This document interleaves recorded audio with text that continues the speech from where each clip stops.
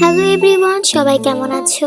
অনেকদিন ধরেই কোনো লং ভিডিও বানানো হচ্ছে না, তাই আজকে ভাবলাম একটা লং ভিডিও তোমাদের সাথে শেয়ার করাই যাক। এখন বলতে পারো যে এত আস্তে আস্তে ফিসফিসিয়ে কেন ভয়েস দিচ্ছি। আসলে এখন অনেক রাত্রি হয়ে গেছে, তাই আমি একটু আস্তে আস্তে ভয়েস দিচ্ছি। তোমরা প্লিজ একটু মানিয়ে নিও। কালকে আমাদের বাসায় মেহমান আসবে, এর জন্য আজকেই ভয়েস দিয়ে রাখতে হচ্ছে, না হলে কালকে সকালেই ভয়েস দিতাম। তো আজকে আমি ভেবেছি আমার এই পড়ার টেবিলটার উপর আমি নতুনত্ব কিছু আনবো। সেম পড়ার টেবিল ডেইলি দেখতে দেখতে আমি খুবই বোরিং হয়ে গেছি। এখন নতুনত্ব কিছু না আনলে চলেই না। আই থিঙ্ক তোমরাও বোরিং হয়ে গেছো একই পড়ার টেবিল বারবার দেখতে দেখতে। তার জন্য পড়ার টেবিলটাকে ফার্স্টে আমি সুন্দর করে ঝাড়ু দিয়ে নিয়েছি, যেন কোনো ময়লা না থাকে। এমনিতেও ময়লা নেই, কারণ আমি প্রত্যেকদিন একবার করে ঝাড়ু দিই। তো আমি ভেবেছি আমার টেবিলের এই ব্যাকগ্রাউন্ডটাকে আমি ফার্স্টে সাদা কাগজ দিয়ে কভার করে নিব। তো যেই ভাবনা সেই কাজ। আমি আমার টেবিলে মাপ নিচ্ছিলাম সাদা কাগজগুলো, যে কতখানি কাগজ আমার কাট করতে হবে আর কতখানি কাগজ এখানে লাগালে একদম পারফেক্ট হবে। তো আমি মাপ নিয়ে বুঝতে পারলাম যে আমার এতখানি কাগজ কাট করলে একদম পারফেক্ট ভাবে বসবে ব্যাকগ্রাউন্ডে কাগজ। প্রথমত যতখানি কাগজ আমার বাদ পড়বে ততখানি কাগজ আমি কাট করে নিয়েছি। তো যতটুকু কাগজ বাদ পড়েছে ওটা আমি ফেলবো না, ওটা দিয়ে আমি একটা ক্রাফট করেছি। এটার ভিডিও আমি আপলোড করে দিয়েছি চ্যানেলে, তোমরা এক্ষুনি গিয়ে দেখে আসো। আই থিঙ্ক তোমাদের ভালো লাগবে। তো কথা বলতে বলতে আমার ব্যাকগ্রাউন্ডে সাদা কাগজ দিয়ে কভার করা হয়ে গেছে।